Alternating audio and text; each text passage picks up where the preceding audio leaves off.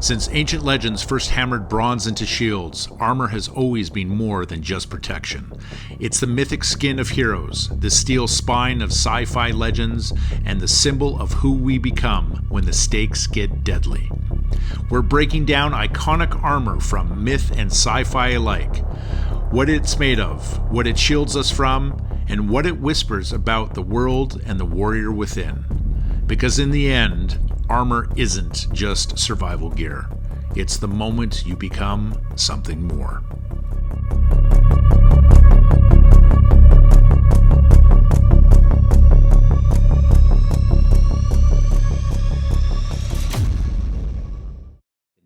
So welcome to the Geek Assassin. My name is RA. I'm joined with Jason, and this is the armor episode. Now, before we start, we need to say that the armor that we're dealing with today is going to be from mythology and science fiction, and it's not dealing with what we refer to as, did you call it vehicle armor? Yeah, vehicle armor. Yeah. Yeah, so we're not going to be talking about things like Shogun Warrior and Robotech and Battletech, like those really large. It's kind of like enhancement of normal armor, what you could put on Sort your of like body.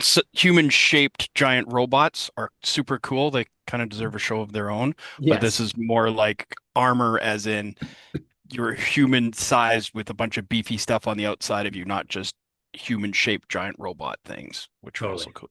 And we also need to point out, so there's a ton of armor that is shown up in science fiction and mythology. We can only cover so many. So we have basically five main ones, and we'll see where that gets us.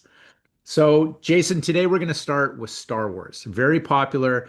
There's a ton of characters in there that have different armors. The most popular, I would argue, is probably the Mandalorian and Boba Fett with Beskar armor. So let's start there.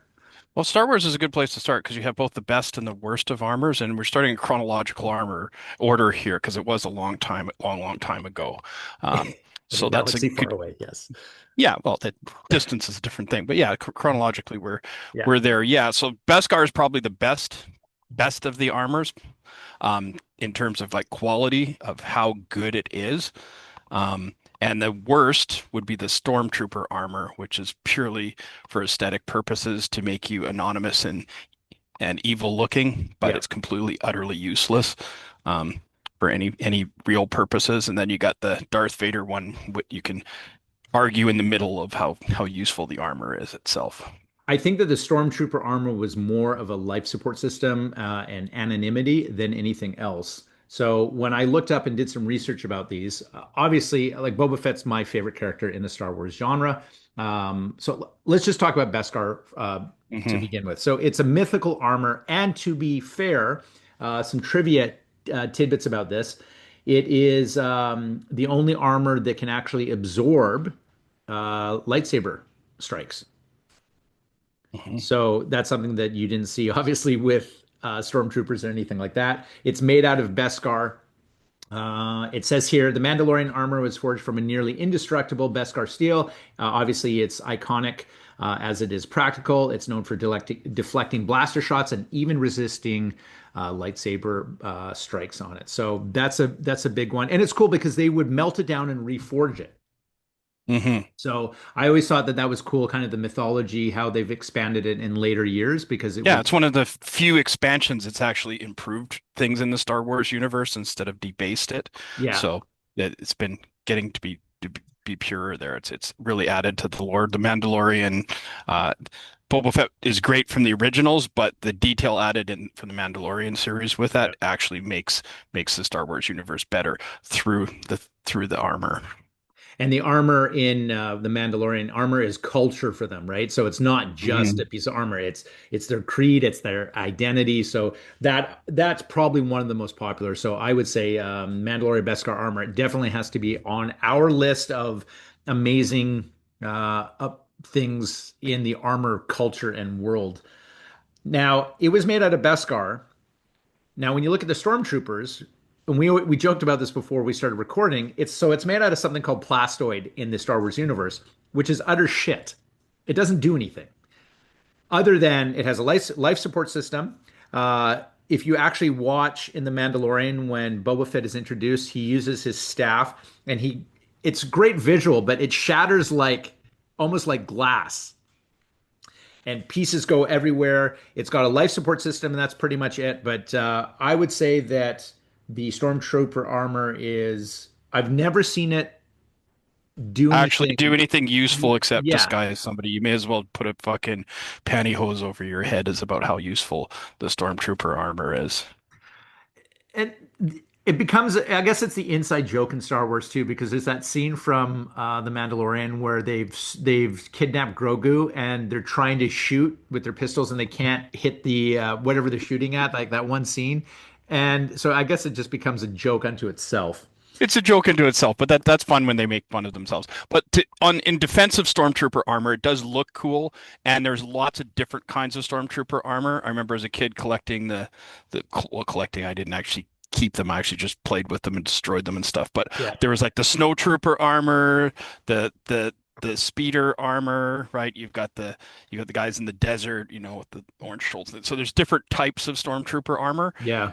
which makes it there. So and then you got the Imperial Guard. So it's like as if for a look thing, they do a good job at making it look something, but in terms of Yeah. functionality, it's utter failure, right? Yeah, I agree with you. And then on that vein, we have to talk about Vader's armor. So Vader's armor, I looked it up, and it is actually a combination of different materials. In the Star Wars universe, it's Durasteel, Plasteel, Obsidian, and Plastoid.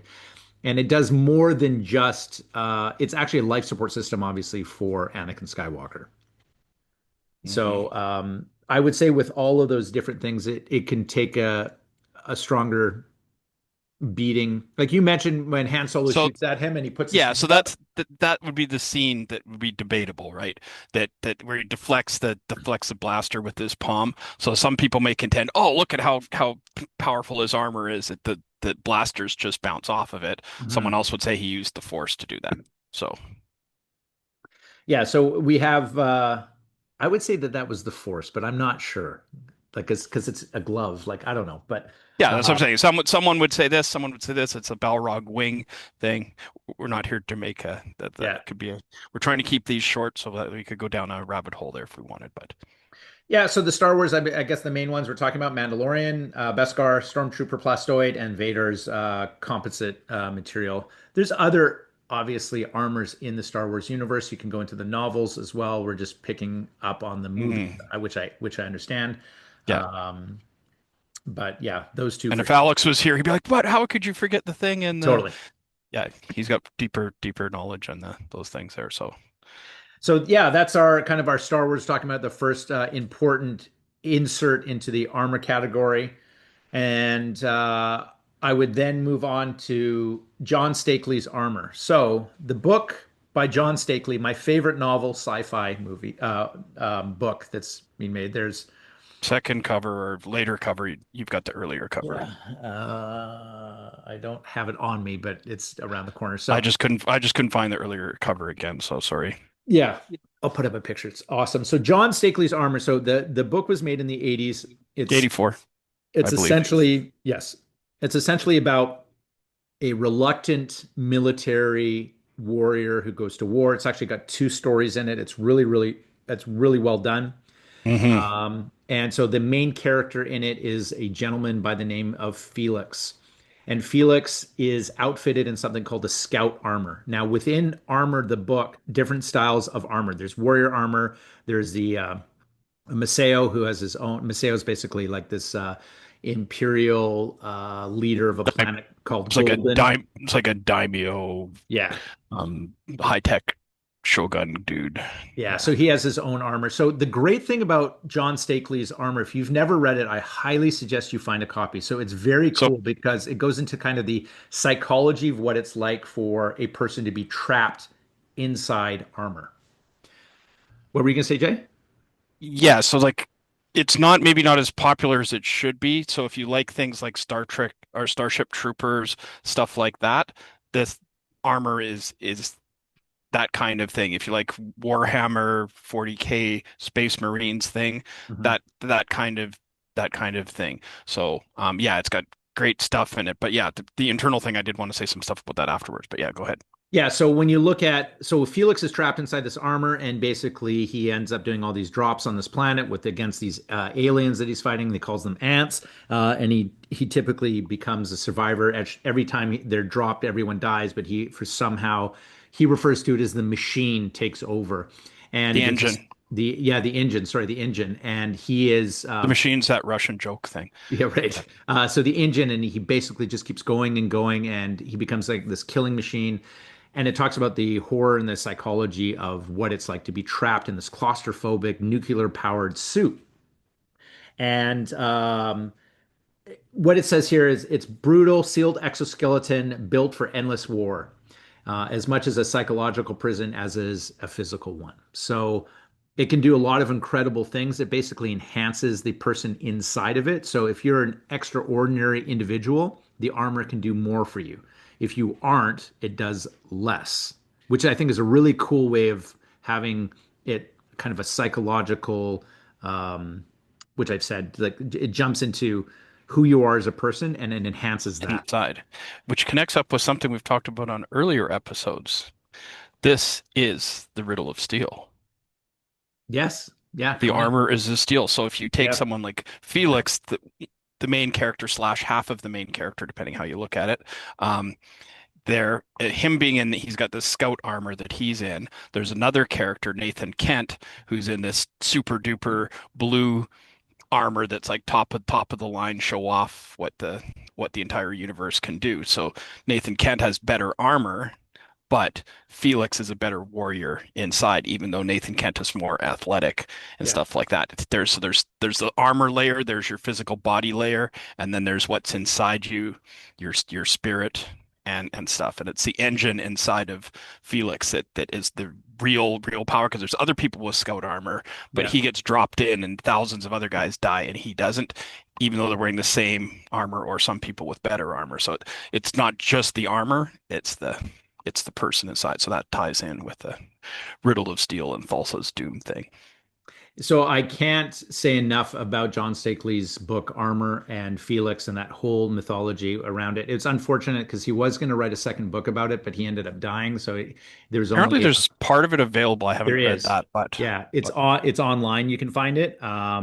He also wrote a book called Vampires, which was made into a movie, which is actually really good as well.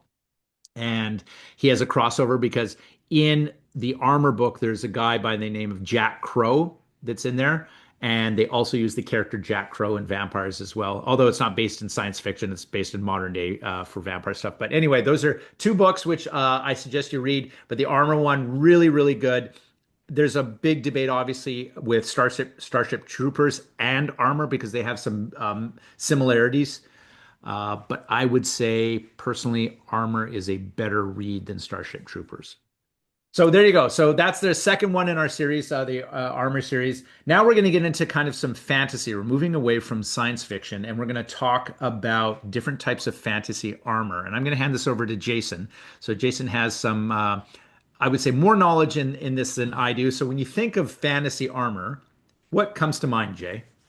well, for most people, I think these days, most people, the fantasy armor they would think about if they're thinking about special fantasy armors is they would go to the Lord of the Rings movies, which were super popular, and the elf prince armor under under there. They're like, oh my God, why did the Hobbit not die? Because Mhm. he's wearing this elven armor, and that ties in with like AD&D. There's elven mithril armor, um, which is really like in AD&D it was really cool because it was like super light, so you could kind of have the best of both. You had this good armor protection, but was still light. So Mhm. that's probably the big iconic one people would think of when they think of fantasy armor. Like there's lots of armors that look cool in various fantasy movies and stuff, but in terms of an armor that actually does something that's like, oh, okay, that's probably the one I would say most people would think of Yeah. uh, for that. But in D&D, there's like tons of different armors, right? You got the range from, normal ass armor up to like in the pluses, depending on the edition you're playing, plus three could be the most powerful. You could have plus six. You get armors that can turn you ethereal. You get armors that you can swim in. There's all kinds of armors. in again AD&D first edition, right? The Dungeon Master's Guide, you got all the artifacts and relics, Yeah, which are the cool. We've talked about them before. You get the little blanks where you get to fill in and make your own ones. There's the yeah, invulnerable coat of Arned.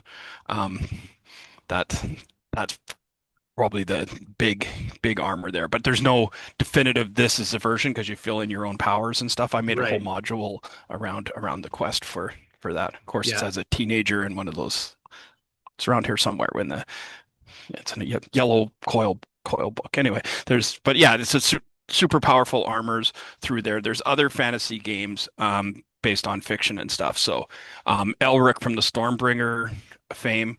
A lot of people know about the Stormbringer sword and how that's the cool thing. And Black Razor, if you haven't read the Elric ones, which you should, the D&D ripoff is a Black Razor sword, but there's also yeah, cool armors. So they have these demon armors. So what they do is they have armor and they basically trap demons in them. That's how they make them magical. yeah. So they have so they get some cool armors like that are in things.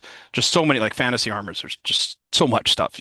Armors that are electrical, fire, like tie all kinds of different things into them. So let's just So talk about the Elric thing for a second. So Jason's referring to the Michael Moorcock series, the Elric series. So lots of really great stuff in there. And you're right. I think that Elric, who was an albino, who was weak, had a sword, Stormbringer, who gave him power, but there's also the armor, which is connected to that. I really do like how they had the godlike infusion into the armor. And if you look in modern times, although I'm not a massive Warhammer guy, that happens in Warhammer as well, which we're going to talk about. But well, in Jay, some way, in the armor book we were just talking about, that was the thing. There was the Felix main character, but then there was the Jack Crow character, and they had the sort of psychological imprint and memories of yeah, Felix in the armor, and then the Jack Crow and some other characters later sort of tried reliving on, the yeah. stuff in the armor and the interfacing between the two or three different personalities, depending how you looked at it in the research. Anyway, that like I said, that could be a whole episode in itself. But yeah, it's not just the armor, it's what's in it, but the armor sometimes what gets put into it. Like, there's the samurai sword, forging it and being the spirit of the samurai, but you can also have armors that are forged using spirits as a thing to infuse them. Now, Dragon scale armor where you're like immune to the right, types of dragons and stuff. You make some stuff out of red dragon scales and you're immune to fire and fire. there's cool stuff like that we used to do. Yeah. So when you look at D&D stuff, so you had like Mithril armor or Elven armor, which was super light but super durable. And then you had stuff like plate mail plus three, which Hmm. so magic armor in D&D when I played didn't have any weight, as opposed to like, Yeah, so I'm correct in that, right? either way is less or weightless. Different people did different ways of doing it.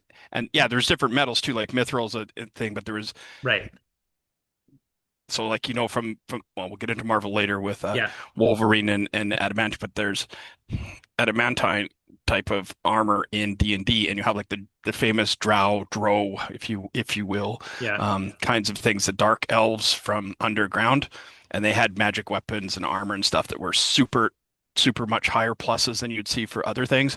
But Yeah. if you brought them out into the sunlight, they would decay Yeah. and stuff. So you could come in and get all these super cool weapons and think you're so powerful, then you get back up to the surface world and bye-bye. So, Jay, what do you think is the gold standard for Dungeons and Dragons when it came to armor? Like, if you were to ask people across the board, it's like, okay, you can choose one armor. What's the gold standard magic armor?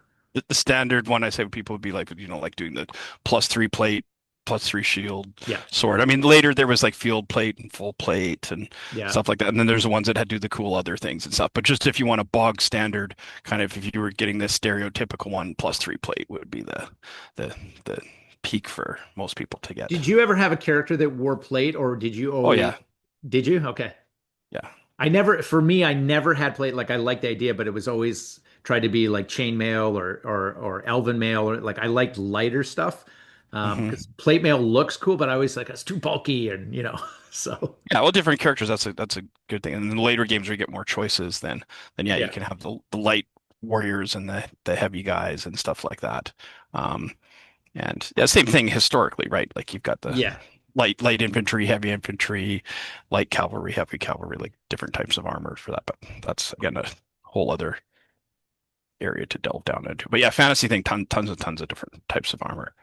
Yeah, and it's amazing how many different people rip off D&D or Lord of the Rings because the original creators for that were geniuses and they came up with some really cool stuff and it's just being Hmm. reused and repackaged in different books and movies and things like that. So Yeah, and video games, we're not giving enough things to video games here because most people probably are more familiar with the stuff from there. But a lot of the stuff they're playing in their video games are rip-offs of the D&D things that are from other stuff. Yeah. yeah, which I always really find sad, and I think that's one of the reasons that we do this podcast is there's so many geeks out there, but let's say just newer generation geeks that haven't done a deep dive into where some of this stuff comes from.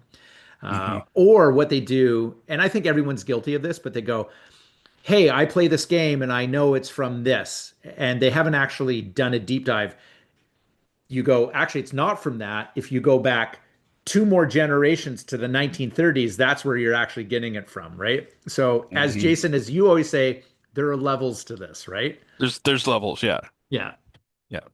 So, Dungeons and Dragons, obviously a big one, and then Lord of the Rings, the fantasy, those are And the Lord of the Rings, I'm going to say, yeah, with the Lord of the Rings, they have expanded things like the extensions on the DVDs and stuff. Streaming things are cool, but they don't tend to put in those extras that you get at the end of DVDs and stuff. There's armor and weapons things. They did some really good stuff on those movies. They really put a lot of thought into getting those things. Yes, maybe not in everything super realistic, but they put a lot of thought into getting it to kind of fit together. And each race had their own kind of cool look and function and things. Mhm. They did a really good job with that. So look into there's books on it plus extended video features and stuff that are well worth looking into if you like the weapons and armor in Lord of the Rings. And question for the audience. So, if you're watching this, so I want to ask, what is your favorite mythical armor and why? So, give us a real kind of deep dive into why you think the armor that you like is advantageous and why you would pick it over something else. So, that's fantasy. Now, let's move into comic books, Jay. Now, Comic books. Yeah. we Lot of have armor.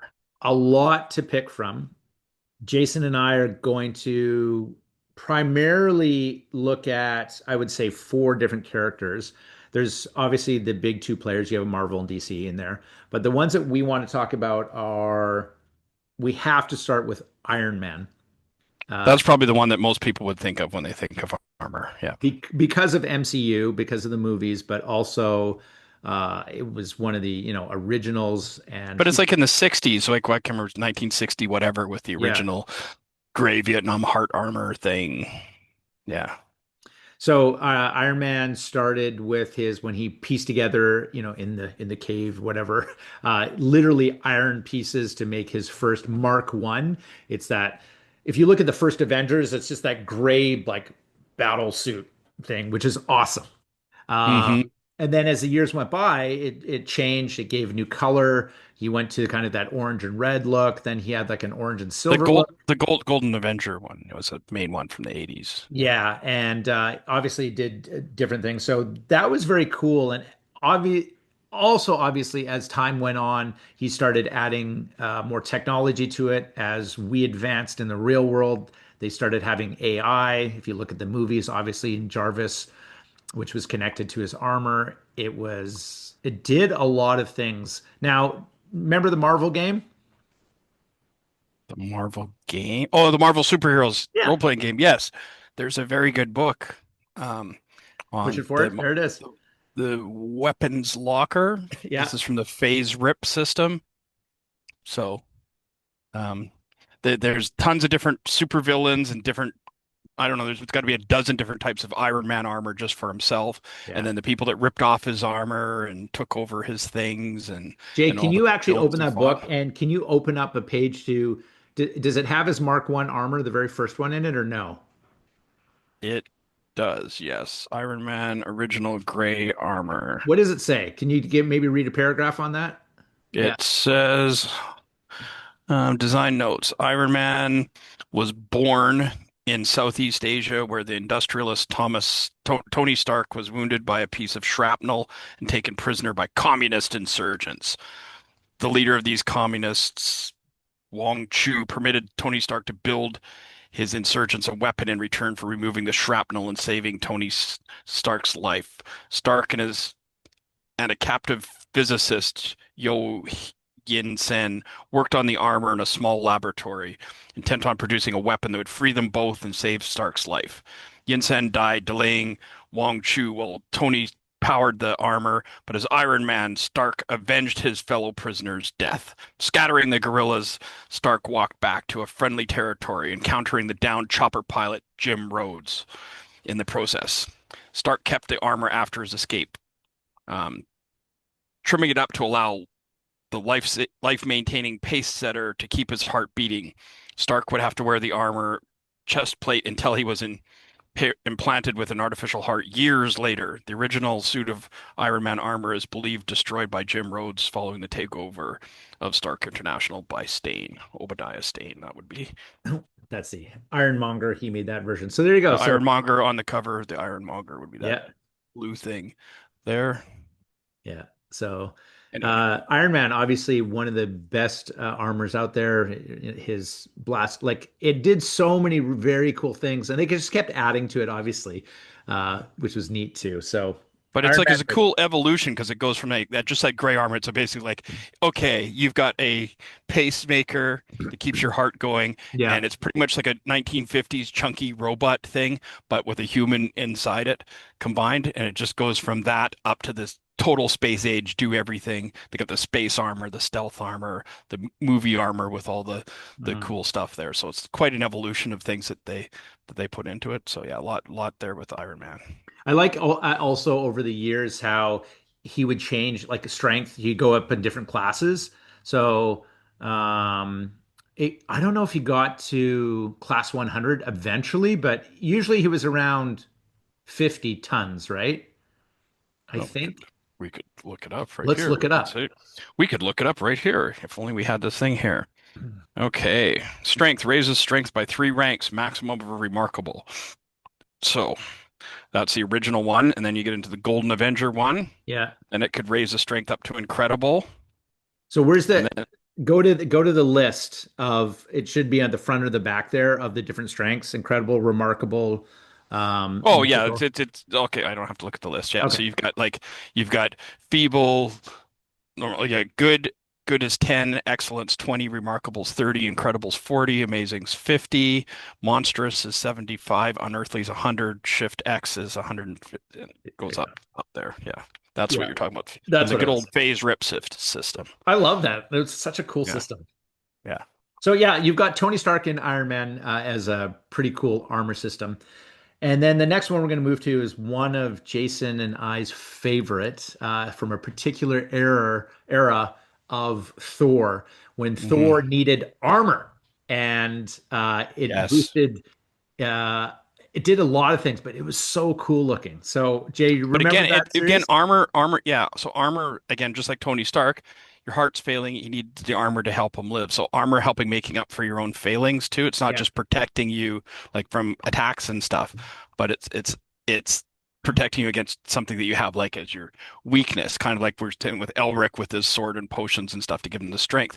But Thor got the curse of Hela. Hell has touched him and made his bones brittle, right? Yes, I'm assuming this is the era you're talking about I since am. we read Yeah. the same era there. And I have one of my computers has a screensaver of this great fan art, which is even better than the Marvel art for that armor there. So they got the special armor made so Yeah. that he could endure while his bones were brittle until he got that taken care of. And that's my favorite version of Thor is when he's wearing that armor. So he it was made out of a particular metal, which was Uru metal, forged Asgardian armor as well, which was also used to forge Mjolnir and Stormbreaker. It enhances durability, it channeled his divine energy, and it also helped him withstand cosmic level forces. One of my favorite comics of Thor and his armor and his gauntlets and everything is when he was going against the Celestials. Celestials, yep, good. I was just thinking that. Yep, go It's ahead, go ahead. such a great art and storyline. It's one of my favorite Thor storylines. It's amazing. Yeah. The one who breaks into the head of that one celestial. Yeah. Yeah. Yeah. It's And I fighting remember off. he channels all of his power and cosmic energy to use his hammer to hit it. And the caption basically is the Celestial paused for like 1 second. That's all it did. Mhm. And then he's Yeah. sitting there holding his hammer, The, the which is the destroyed. pieces. Yeah. Yeah, this is like, oh, so good. Yeah. Then he wrapped him up in the cape. Well, it got all the, yeah. Yeah, it was awesome. So So good. that armor for Thor, very cool. Just the artwork. I'm going to put it up during the podcast so you can see. It's one of my favorite uh looking Thor outfits Yeah. by far. How about the a destroyer? The destroyer armor again from Thor, like that's, I mean, is it the destroyer robot? It's a destroyer armor, but I think technically it's a destroyer armor, and if I'm not mistaken, I think Thor actually was in it for Mhm. a thing there. But like that's like the kind of ultimate Norse armor thing Yeah. there. Um, the destroyer, so in the MCU, the destroyer was used to protect the vault of Asgard from different possible people who would steal from it. So that's what they did. The destroyer is very cool, actually. But let's actually shift to a thing in comic books which is not talked about a lot. If you want to talk about armor and like an original space-faring something, what would it be? Well, for a different take on armor, I would say Rom, the Space Knight.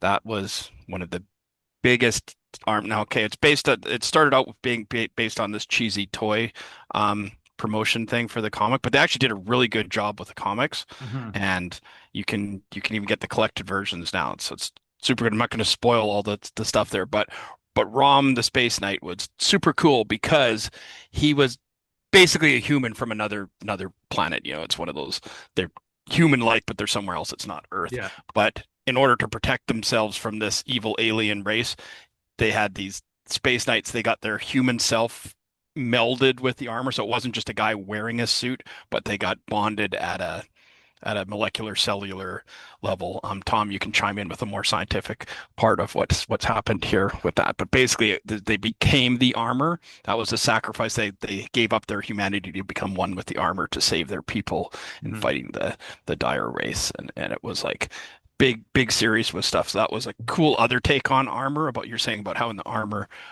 book about him being trapped in the armor, but this is literally being trapped in the armor that you're no longer you've lost your human body in order to join this armor to defend and save humanity by giving up your humanity. So why And did it's what was your appeal about ROM? Why did you start collecting it? well, yeah, well, it had a really actually had good storyline throughout the Hmm. whole thing, and the Dire Race are an awesome build. It's actually kind of dark for a Marvel for a Marvel thing. I Yeah. don't want to give too much away because it's kind of the joy of reading it is some of the things like, oh, I wasn't expecting that to happen, Uh-huh. kind of thing. So it's good. It's kind of like yeah, it just got some dark moments in it. So it's kind of like watching Blake Seven after watching Star Trek or Doctor Who. Doctor It's Who, yeah. they're kind of the same, but one's darker with the stuff that goes on there. Yeah. And Rom is just he's like a space paladin, right? Like he's pure-hearted guy fighting the good fight to save everybody, and people think that he's a villain at the beginning because of what's happening with the thing, but Yeah. it's got some really neat things with it. Did you ever have the ROM toy?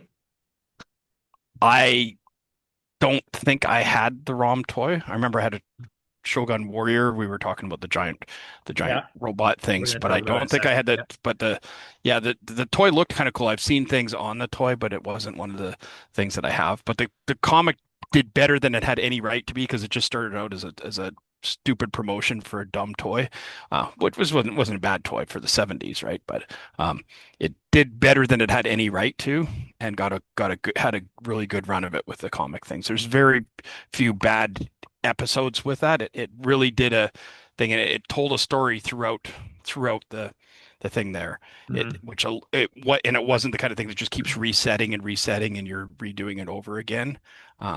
They kind of did a re thing that wasn't very good, but for the most part, the main thing getting like two giant or is it three? I think it's just two giant hardcovers now that collect the whole thing, but I got the So issues too. I'm looking up online to see how much they do make a ROM toy now, which is $46 for a new one. So I'm looking on eBay and the original Space Knight from 1979, rare Parker Brothers. This is Canadian funds, but $689 for a packaged ROM, $800 for packaged ROM, $500 for non-packaged ROM. So there you go. Yeah, So they do exist. It isn't it so funny? Like I have gone to eBay and I've collected a few things. you do have some collectibles. I do Yeah. have some collectibles. I'm actually going to show you one. Has nothing to do with robots or armor at all. But I bought this recently because I was talking to my friend Rob Magow when I was back east a few months ago, and we were talking about Mm. stompers. Do you remember stompers? This truck thing that you've talked about before? Yeah. So Vaguely, not much, but yeah, stand by. Here we go. So these are stompers. These are actually not stompers. These are something called Rough Riders, but they're the same thing. So they basically had one double A in it. This is an A team version, Rough Riders or slash Stomper. You basically put one A battery in it, you turn it on, and it just goes. So I got the van version, and then I bought this for my buddy Rob. He's got the car version. So that's the Mhm. Stompers. Anyway, collectibles. We love this stuff. Anyway, so Yeah, I think about ROM. And it's like, yeah, I want ROM. And it's like, do I want to spend $600 on a ROM? Like, well, you got to love it when a collection comes together, don't you? you do. Nice. So put that over there. So there we go. Um, collectibles. Not that you don't have any either, huh? Yeah, I put mine into books was my collectibles there, but yeah. Yeah, no, there's some cool things, but ROM was like surprisingly good. It has better than it has any right to be, and it's super underrated. Like it would make a great TV series, like in these things if they did it justice, because it's maybe too much stuff to put into a movie. A movie would cut it short, but it would be a good mini series or a couple seasons of Mhm. things that you could do. So if you're into classic Marvel stuff and you haven't checked out ROM, it's Yeah, it's one of the unsung classics that armor. That's what and it is. and and armor. Yeah. Yeah.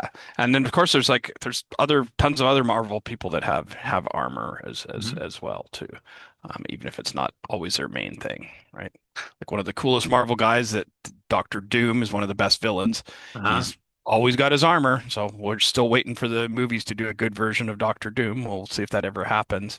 But Yeah. he's got his magic too, so he's not just an all armor all the time guy, but he definitely deserves a shout out in the armored villains thing I there. I had just read that they had some leaked footage. They said that the opening for the Avengers Doctor Doom is the best opening for any Marvel that they have done, which is a tremendous thing to say because they've had some really good films. I They've had don't some know. crappy ones I too. reserve judgment. They've had some pretty shit stuff. Yeah. I mean, it's pretty hard to beat the Thor on a fucking string. That's The Thor on a string? when he's chained up with the Oh yeah. yeah That was from Thor Ragnarok. Is that what you mean? yeah Yeah, when he's talking to Suter. Yeah, that was really good. So turner. yeah, Yeah. that was that was yeah. So anyway, Doctor Doom is another one. Comics, there's obviously DC stuff. I was never a huge DC fan. I was always a Marvel fan. That's where my collection spans from. So I'm more familiar with that. But And I mean, like Batman, there's bat armor, of course there right? is. I mean, he's bat everything, but armor Yeah. is one of his things. Yeah. I'm not much of a DC guy either, but it's Mhm. worth putting in there that's part of what made Batman work. Is I mean, it's is having the decent armor. Yeah. So moving along from Marvel and comics, we're going to move to a more, I'm not going to say modern, but something that is super popular, something that I do not do. I have a lot of friends that are into it, but we can't not do an armor episode if we don't talk about Warhammer. Now, Warhammer is turned into a multi-billion dollar business. Uh, you have essentially, there's a movie coming out now with Henry Cavill. He's Oh, heading is it. there? Mhm. Okay. You have the game itself, you have the role-playing game where things that spawn from. So we can't talk about armor if we don't talk about the Space Marine power armor from Warhammer 40,000. It's kind of genre. So the trivia for that, which I have, it says the Space Marine armor is partially controlled by the wearer's nervous system and partially by machine spirits, AI-like entities that must be ritually appeased. The armor is treated as sacred relics, not equipment, and the suits are thousands of years old. That's how it kind of plays out. So, Jade, what do you know of kind of the Warhammer, the armor, anything around that? Well, Warhammer is an interesting thing, right? Because the Games Workshop came out of D&D. They were basically in the UK doing the D&D stuff for TSR. They were kind of like, sort of not exactly a spin-off, but that's where they kind of got their thing. And there was like in North America, you had the Dragon magazine, right? Dragon and Dungeon magazine. They had White Dwarf magazine Yeah. and stuff. And so in the early parts of White Dwarf, modern people may be surprised to know this. There was a lot of AD&D stuff, and then it became later on. It became there's a company became Games Workshop, Hmm. and they slowly became what's called a house organ. So they just did their own games instead of other games. And so then they had a game that was Warhammer, and then there's Warhammer 40K, the science fiction Yeah. version of the game. And it's got great themes, but it's miniatures and stuff. And it's a great game, but it's like its own hobby and its own super expensive thing. And the company is turned into utter scum. And the stuff that gives capitalists a bad name of ripping people off. This is the kind of thing, even amongst gamers, and then like Yeah. suing people. It's just disgusting. Like part of the reason things are so expensive, but it's super popular, and the armies are great. They've done Hmm. so much cool stuff over the years, and you got these different races that have the different themes that are great throughout it. So, but the Space Marine, since we're talking about the armor thing, the Space Marines from 40K are the one that fits this theme, even though there's tons of other cool races with Yeah. cool things in it, whether it's a fantasy or the science fiction one. And the 40K Space Marines have become kind of their own. It's not, I think it's even beyond a cult thing. Like it's not my thing, but there's a whole thing of gamer geekdom that's super focused on that. It's a So religion. well, it kind of is a religion Yeah. in a way, but some people are like super into it, and I guess it does go pretty deep. So Hmm. yeah, cool to make it a movie. Yeah, I'd definitely like to see that. Just for me, I spent too much money on books and games. Yeah. I couldn't. I wanted to get into it, but I had to draw the line somewhere. And miniatures, and then they were expensive to start with, but they've just got completely out of control, like even more than Magic, kind of level. And yeah, So could go there's down a whole thing with that. there's a few videos that I've seen online that are like AI generated or digital generated of like Warhammer 40K. They're really cool. They're super badass. It's like, Yeah.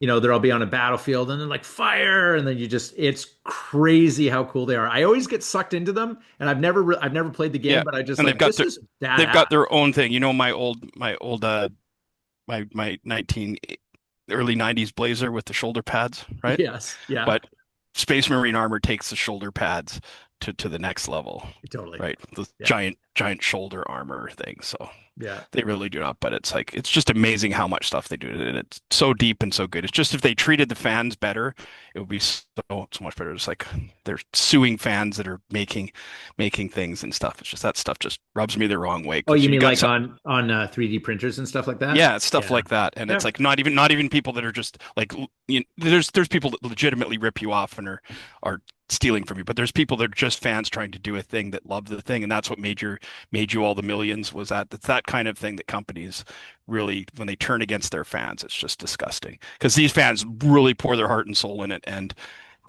so much money they've given them to be so successful Yeah. that it's just sad to see because it's like one of those crack things about how much money people spend on Warhammer stuff. So Yeah.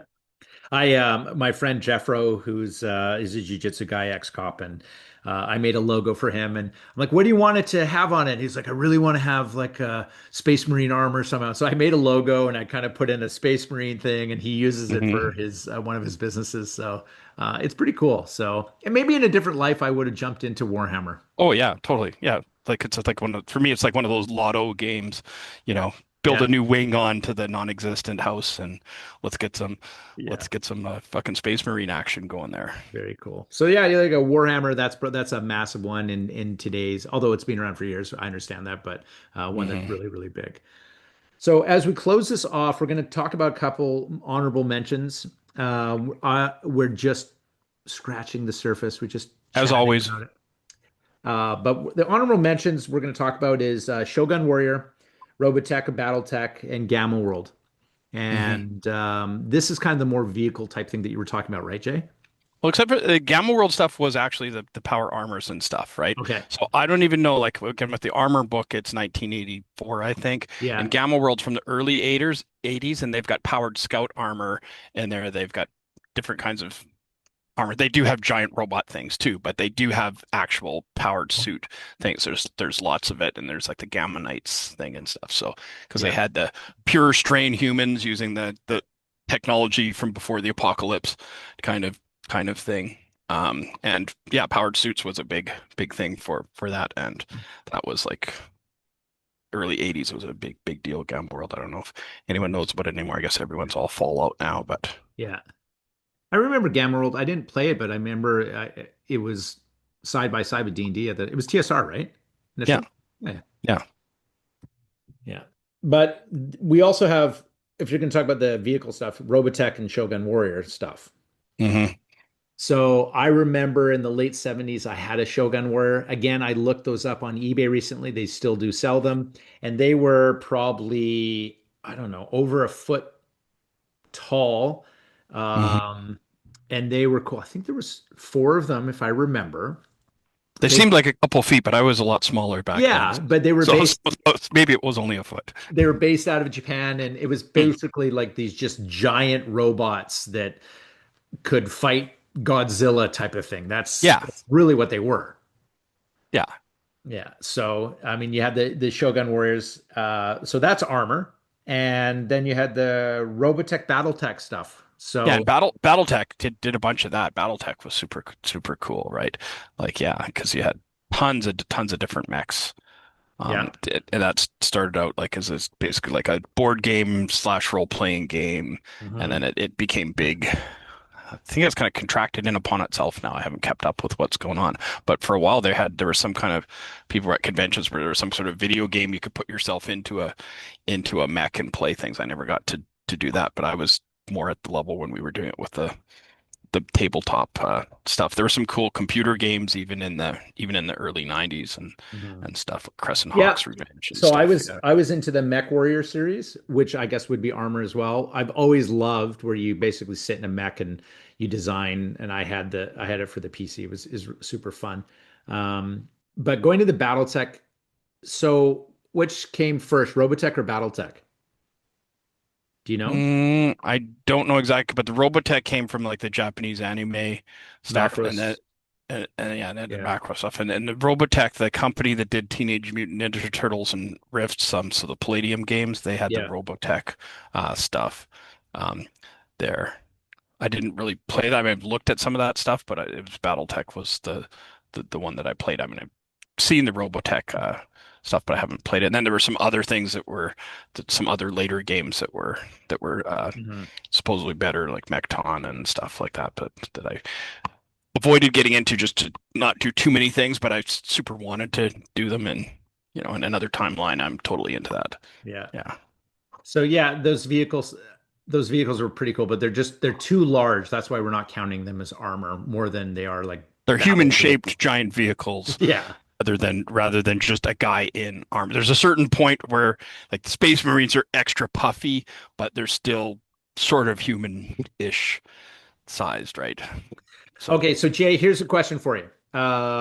Let's just say that the genie appears and allows you to pick one armor from any type of genre that you can have on standby in your living room. What are you going to pick? on standby that you can use when you want. Yeah. Well, probably then that's where you want to go with the Iron Man one because it's Okay. all technology upside. There's no downside to it. You Yeah. just you put the thing on, you get a bunch of cool powers. There's no magical curse technological thing eating you. You don't have to give up your humanity to merge with it. You Yeah. know, you're not subject to some God Emperor rules of galaxy kind of thing. It's just in terms of what you get out of it for what you have to give up. That one has the cost benefit analysis if you want to Okay, so go with you're that. min maxing my So if you're min maxing it, you do that.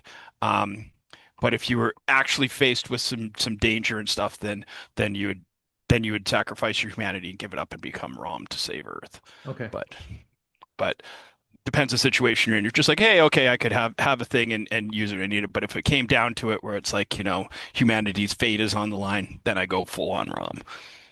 Well, what one interests you the most of all the armors? It doesn't have to be the most powerful, most practical. But what would be the one you're like, yeah, that's the one? Would it be Rom?